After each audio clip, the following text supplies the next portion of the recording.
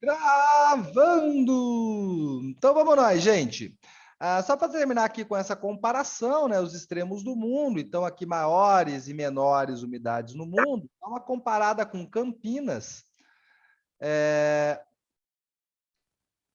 Temperatura média anual 19 graus, pluviosidade média anual 1.315, né? Então compara aqui, ó, 13.000, né?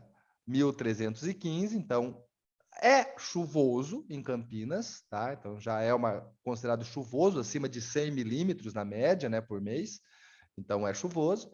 19 graus, então é quente, né? Acima de 15 graus já seria considerado quente, né? Então a gente tem aqui o mês de julho um pouquinho mais frio, beleza? Né? Aqui, ó, média de 9 graus, mas a nossa média térmica, a nossa média pluviométrica são altas em ambos os casos.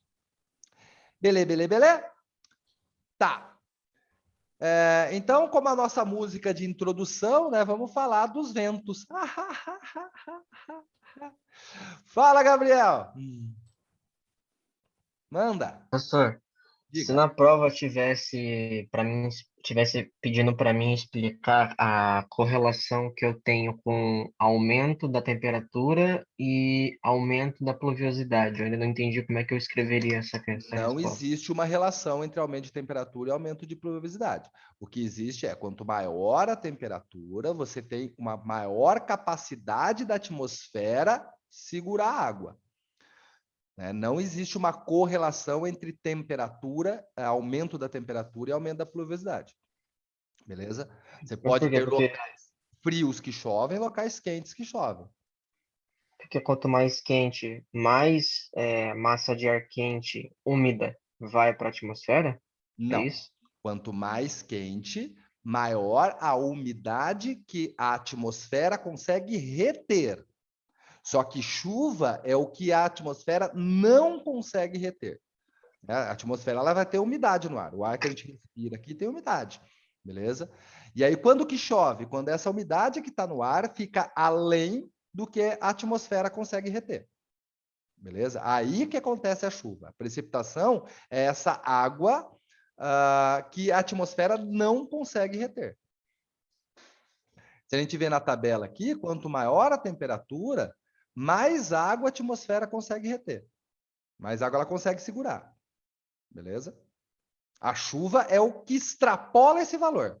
Para chover tem que ser maior do que esse valor aqui. Aí chove. Sem problema, Marcão. Deu para entender agora, Gabriel? Uhum. Beleza. Então vamos lá, gente. E os ventos? Então, olha só. Então, estava falando dos ventos na praia aí, a gente citou o vento na praia, né? Então, aqui tem até um exemplozinho do vento na praia. Vento, gente, é o ar em movimento. E aí a gente vai ter, né, a gente pode dividir esse vento, né, em dois grandes grupos aqui. Então, um grupo de ventos são os chamados ventos constantes.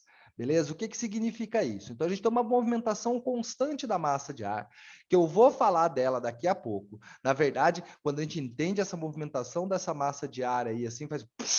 Né, o momento que faz, ilumina tudo, assim, né, dá um pó, né, o mundo passa a ter sentido, beleza? Então, se a gente observar aqui esse globinho terrestre aqui, né, a gente está vendo que eu tenho algumas marcações de alguns ventos aqui. Esses caras aqui são estes ventos constantes. Os ventos alísios são os que mais aparecem em questão de vestibular, são aqueles que são mais interessantes de você se tocar de quais são. Né? Os ventos alísios são os ventos que vão do trópico para o Equador. Então, essa movimentação atmosférica do trópico para o Equador, a gente vai chamar de ventos alísios, beleza? A movimentação da atmosfera do trópico para o círculo polar, a gente chama de ventos ocidentais. E a movimentação atmosférica dos polos para os círculos polares, a gente chama de ventos polares. Beleza? Os polares, gente, são meio intuitivos. São os ventos que saem do polo. Então, o que a gente já percebe aqui? Ó? A gente tem alguns pontos na Terra que são pontos dispersores de ar. São áreas de dispersão atmosférica.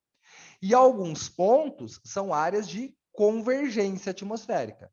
Beleza? Então, a gente pode notar que, ó, como pontos de dispersão, ou seja, que o ar vai embora dali, a gente tem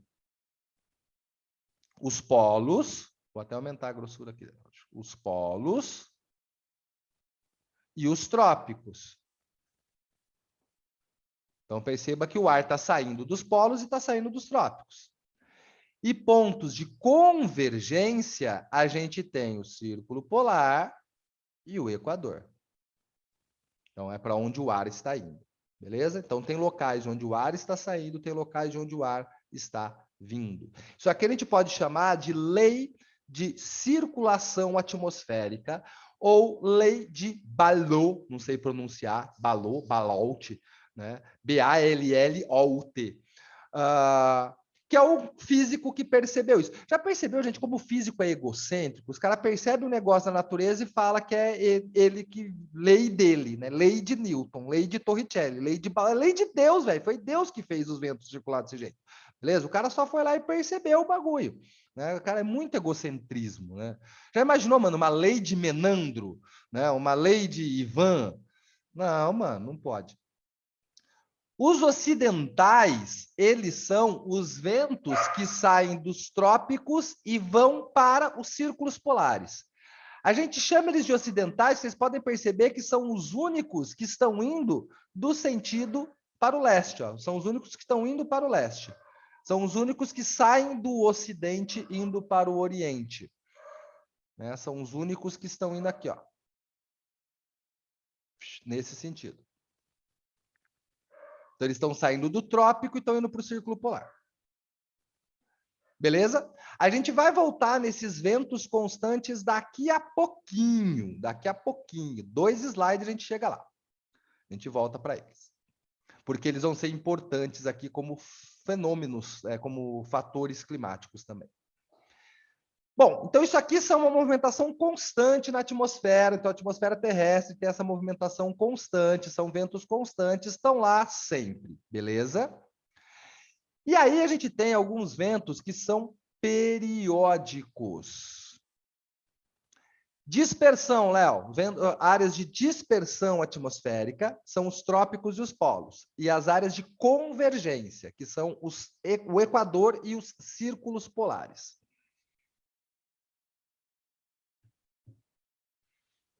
E aí a gente tem alguns ventos periódicos. Periódicos por quê? Porque dependendo do dia, dependendo do momento, acontece de um jeito.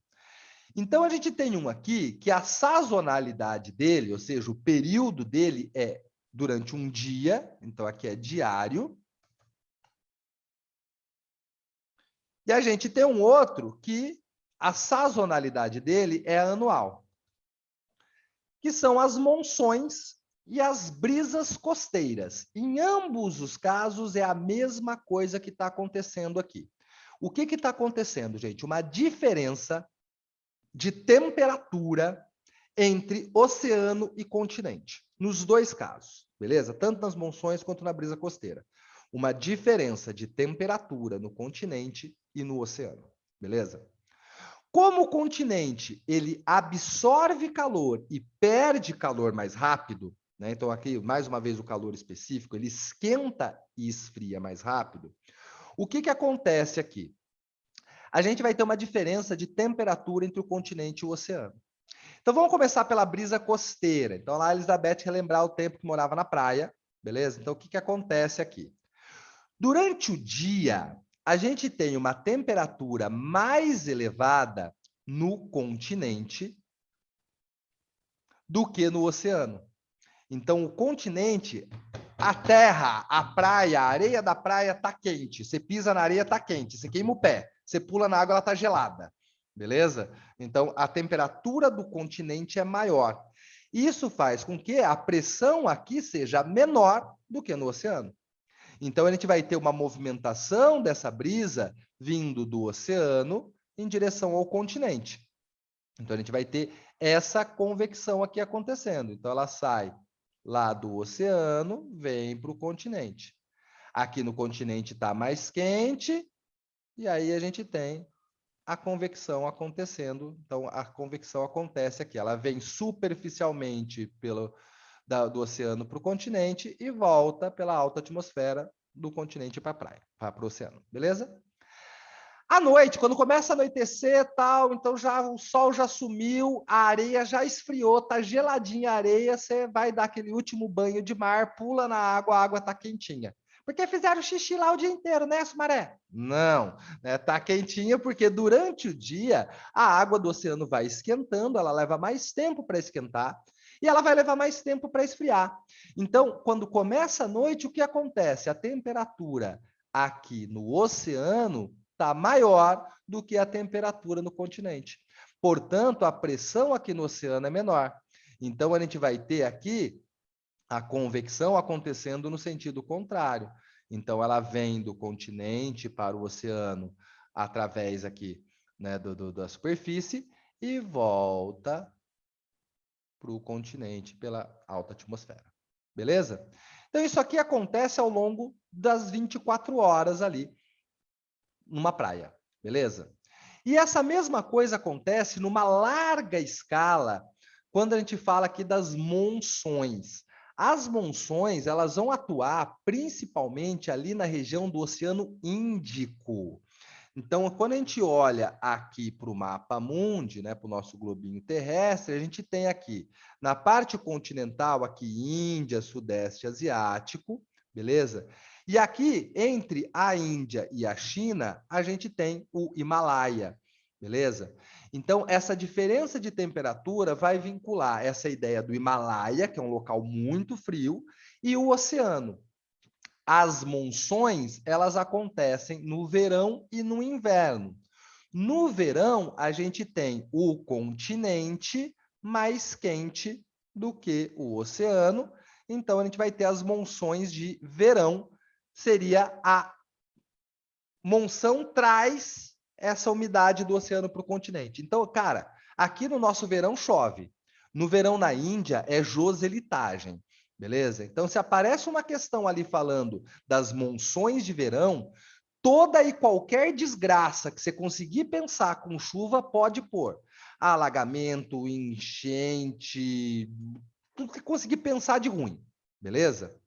Por quê? Porque é muita, muita chuva no verão, beleza? Do mesmo jeito que as monções de inverno é o contrário. Então, aí a gente vai ter essa monção indo do continente para o oceano. Então, ela sai lá do topo do Himalaia e vai em direção ao Oceano Índico.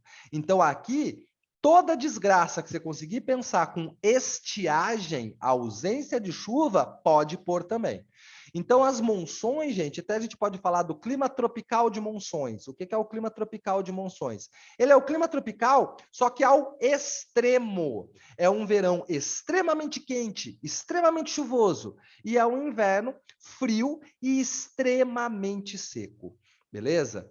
E o que são por que acontece isso? Devido a estes ventos, que a gente chama de monções, que seguem essa mesma lógica da brisa costeira lá de Ubatuba. Beleza? A mesma lógica. Deu para entender essa parte dos ventos? Eu vou voltar nos ventos constantes daqui a pouco. Beleza? Periódicos eu não volto mais. Passou? Pulou?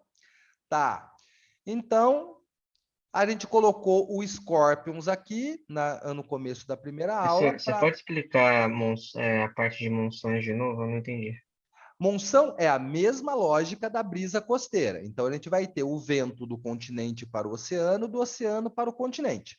O que faz o vento fazer esse sentido é a diferença de temperatura. Então, no verão, a temperatura no continente é mais elevada do que no oceano.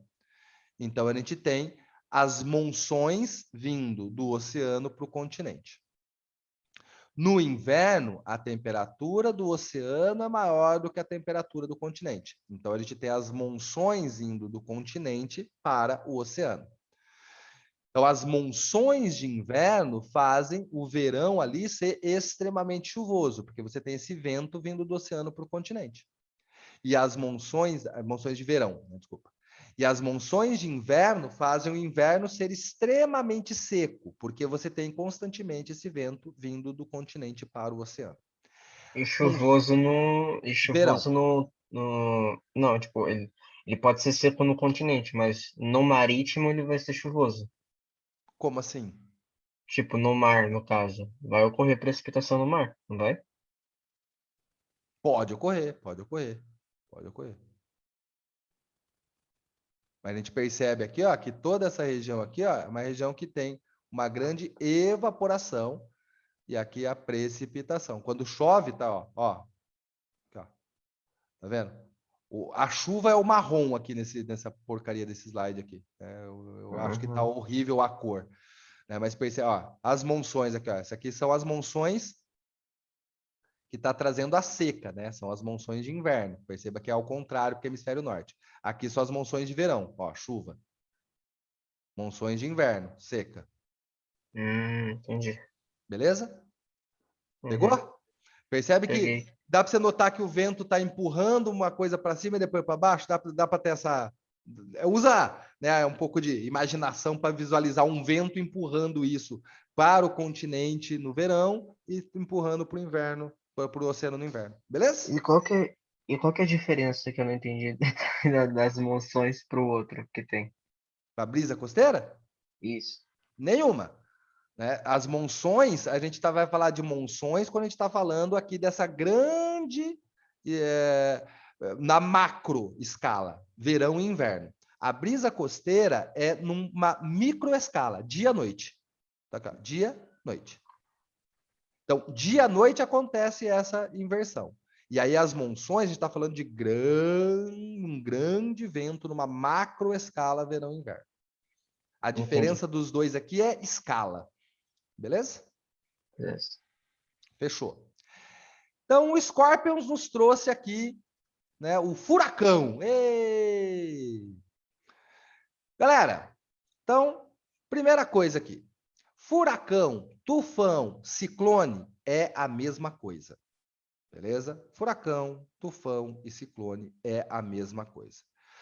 A gente usa nomes diferentes para uma mesma coisa. Então, normalmente, a gente vai utilizar, quando acontece no Oceano Atlântico, a gente usa o termo furacão. Quando acontece no Oceano Pacífico, a gente usa o termo tufão. E quando acontece em qualquer outro lugar, a gente usa o termo ciclone. Mas é tudo a mesma coisa. Beleza? E o tornado, Sumaré? Tornado é diferente. Tornado é no continente. Beleza? Tornado é continente. Tornado é diferente. Agora, furacão, ciclone, tufão é tudo a mesma coisa. O que é um furacão, um tufão e um ciclone? Nossa, como eu consegui misturar as palavras aqui, gente? Nossa Senhora. O que é um furacão, um ciclone e um tufão? Ah, nada mais é do que uma tempestade, beleza? Então, aqui é um fenômeno meteorológico, aqui é uma mega tempestade, ok?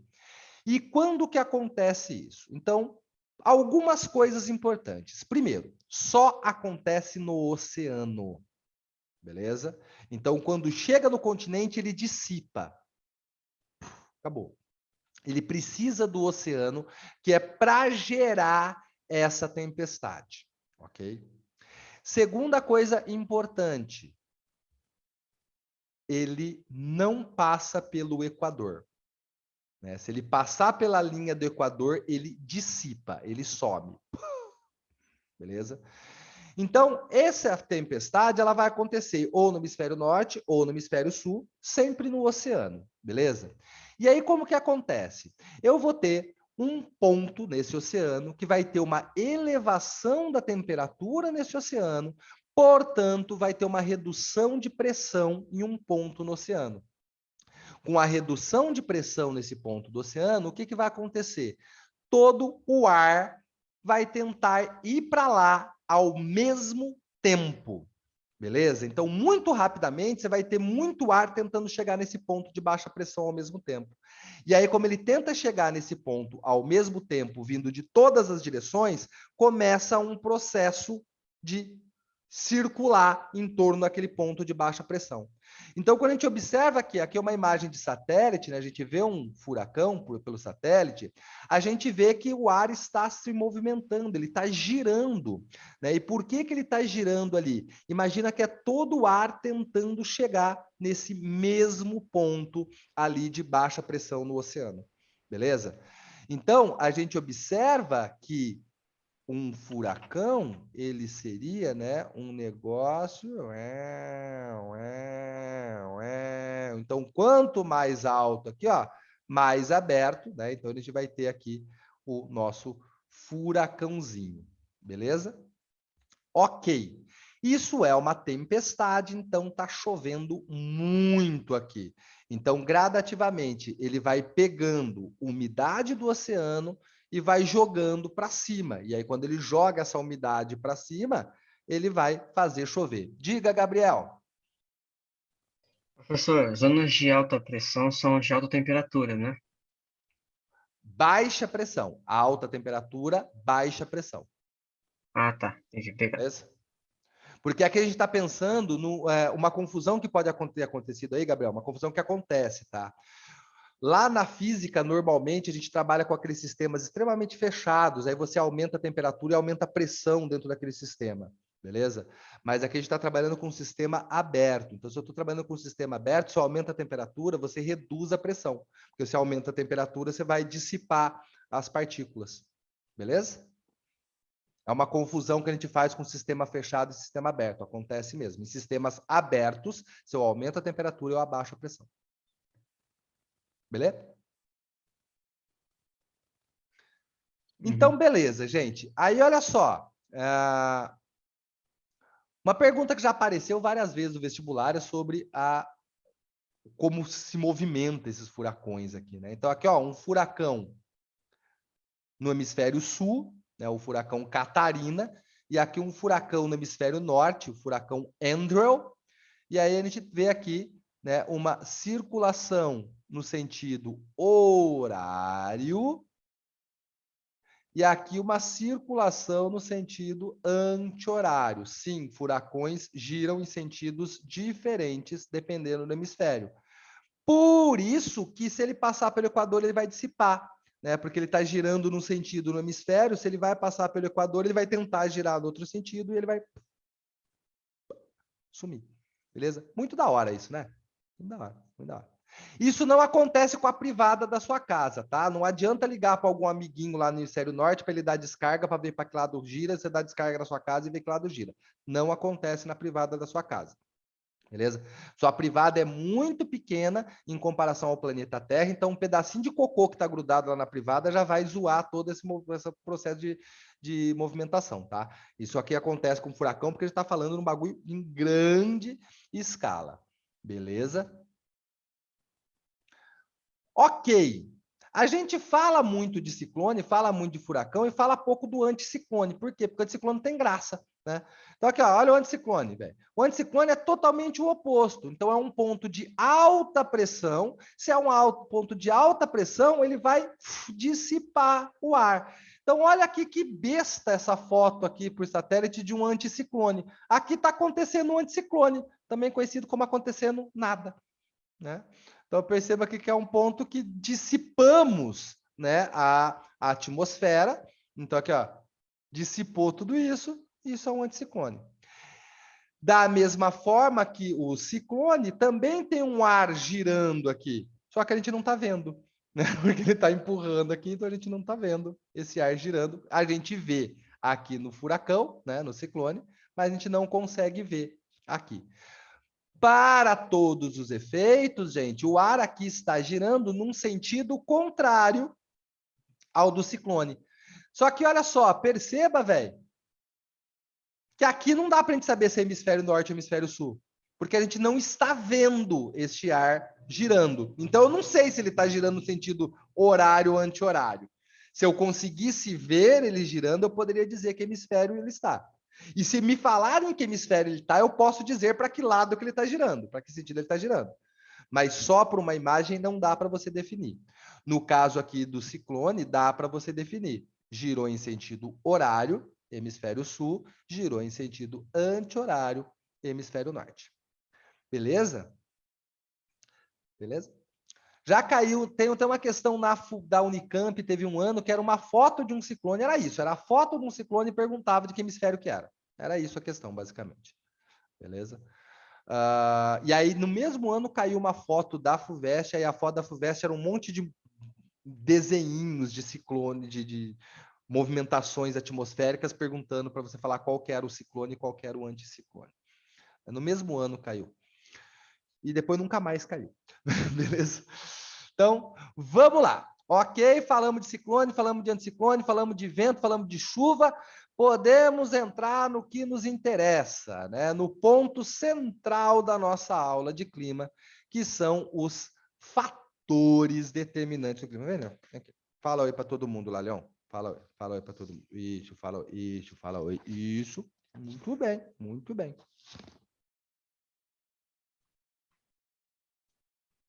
Esse é o Leon Trotsky.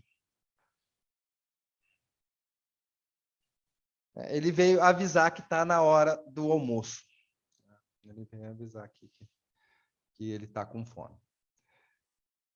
Então, Léo, aqui em casa tem 4, né? De vez em quando algum passa por aqui, assim. Então, é meio que normal. Eu tenho quase um canil aqui em casa.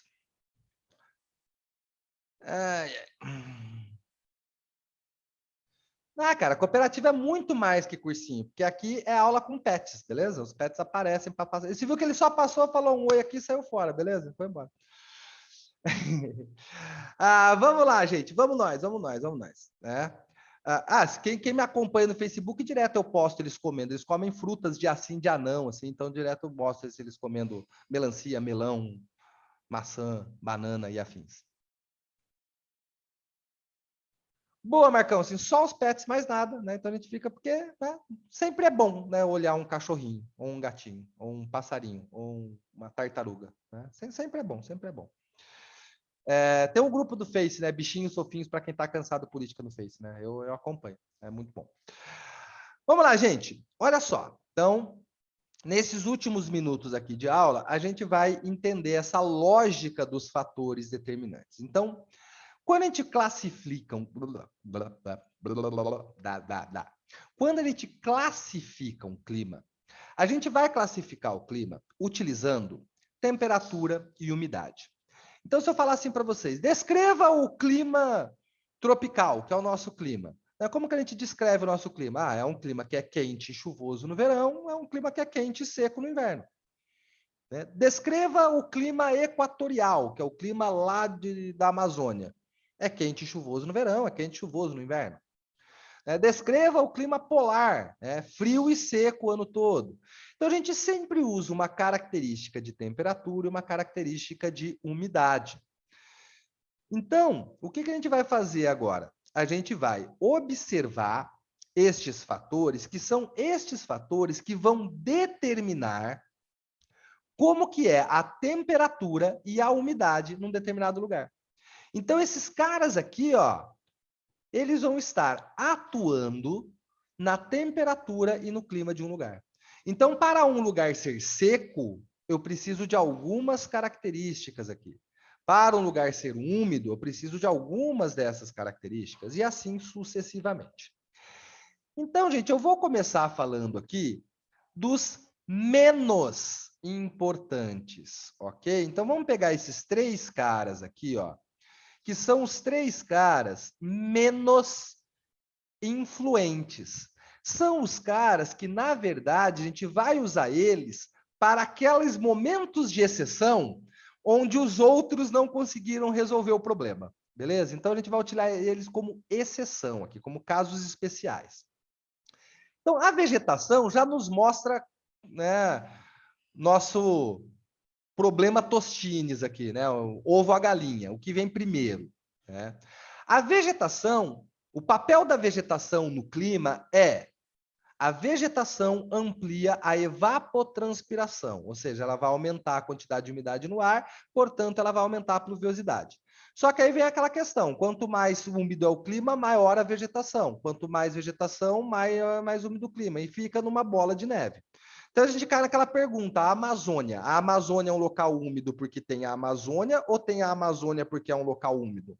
Né? Então, os grandes florestas do mundo são locais úmidos porque são grandes florestas, ou elas só são grandes florestas porque são grandes locais úmidos? Então, você fica numa relação de dependência das duas coisas aí. Beleza. O relevo, note que, isso, ó, note que aqui está a altitude, aqui está relevo. Então, vou tratar de duas coisas diferentes aqui. Então, aqui no relevo, a gente está pensando nas unidades de relevo. Então, a gente está pensando aqui em como que o desenho, em como que as formas do relevo, elas podem facilitar ou dificultar a movimentação das massas de ar. Mais ou menos quando a gente falou da chuva orográfica, né? Então, a chuva orográfica lá na praia, o que que causa aquela chuva? Ah, aquele relevo ali, então aquele morro que vai fazer com que a chuva aconteça, porque a massa de ar vai subir ali. Do mesma forma que se a gente pegar esses mares de morros e ir seguindo pelo litoral brasileiro, quando a gente chega lá perto do Nordeste, a gente vai ter a região lá do Planalto da Borborema, que é considerado um dos fatores para um clima semiárido no Nordeste. Por que, Sumaré? Porque o Planalto da Borborema faz lá no Nordeste o que a Serra do Mar faz aqui em São Paulo. A massa de ar, a brisa costeira vem do oceano trazendo essa umidade, só que tem que subir um relevo mais elevado, chove de um lado, não chove do outro. Então, o relevo ele pode atuar aqui como um facilitador ou um dificultador do movimento das massas de ar. Tem um negócio que eu acho muito legal aqui, ó, que é quando a gente pensa no relevo europeu. No relevo europeu, a gente tem aqui, ó, uma cadeia, né, de dobramentos antigos, né, aqui na Península Escandinava, e a gente tem aqui, né, os Montes Urais. Essas duas redes aqui, essas duas cordilheiras, elas fazem com que eu tenha facilite a movimentação dos ventos que vêm lá do polo. É como se fosse um tubo, assim, por onde passa esses ventos. Né? Então, aqui no Brasil, por exemplo, acontece um fenômeno diferente, um fenômeno basicamente oposto. A gente tem o Planalto Central aqui no meio do Brasil, e ele faz com que a massa de ar que venha lá do sul, ela vá parte pelo litoral e parte lá pelo interiorzão do Brasil. Então, é uma massa de ar que não afeta, por exemplo, a região ali do centro do Brasil. Então, o relevo ele pode atuar facilitando ou dificultando o movimento das massas de ar. O Chile, cara, o Chile é uma tripinha, né, velho? É um país alto e magro, assim, é uma tripinha de nada com a Cordilheira dos Andes. Né? Então, basicamente, ou você está no oceano ou você está nos Andes. Você não tem muito que sair disso aí. Né? Então, você vai ter o fenômeno da altitude interferindo muito ali, né? E aí, por último aqui, gente, o albedo. O albedo é a capacidade de reflexão, né, de uma superfície. Então, a gente vai ter locais que refletem mais a luz, locais que refletem menos. E aí, cara, se eu reflito mais ou reflito menos, eu também vou absorver mais calor ou absorver menos. Então, superfícies muito reflexivas absorvem menos calor. Então, isso, por exemplo, é um dos fenômenos que rolou aí para a gente ter as eras glaciais. Né? As eras glaciais, então, elas começam lá no Polo Norte, então vai congelando. Aí vai congelando, eu vou ficando com a neve vai absorver, vai refletir mais luz, vai congelar mais, e vai congelar mais, e vai congelar mais, e assim sucessivamente. Né? Então, o processo de congelamento do planeta, ele tem uma relação com esse albedo. Beleza? Da mesma forma que se eu for diminuindo essa camada de neve, vai ficando mais quente, né? Porque vai refletindo menos e assim sucessivamente. Beleza? Esses 3 caras são os que menos interferem. Os caras que vão interferir mesmo são estes outros 5, que são os assuntos da aula da semana que vem. Beleza, meus amores? Minhas amoras? Professor, Diga, meu querido. Ó, se eu não, a reunião não é que eu tô cortando você, não. É porque tá com menos de 1 minuto. Então, manda lá. é que eu não entendi como é que forma o ciclone ainda. Tipo, são regiões que você tem uma Alta baixa. pressão. Alta al- temperatura, baixa pressão. Alta temperatura, baixa pressão. Aí você vai ter todo o ar daquela região do oceano tentando ir para lá ao mesmo tempo. Então imagina que ar de todos os cantos tentando chegar lá ao mesmo tempo. Então eles vão começar a girar para tentar chegar naquele ponto. Eu quero chegar ali, entendeu? Eu quero chegar naquele ponto. Tá. Porque é o ponto de baixa pressão. É como se estivesse puxando todo o ar ao mesmo tempo.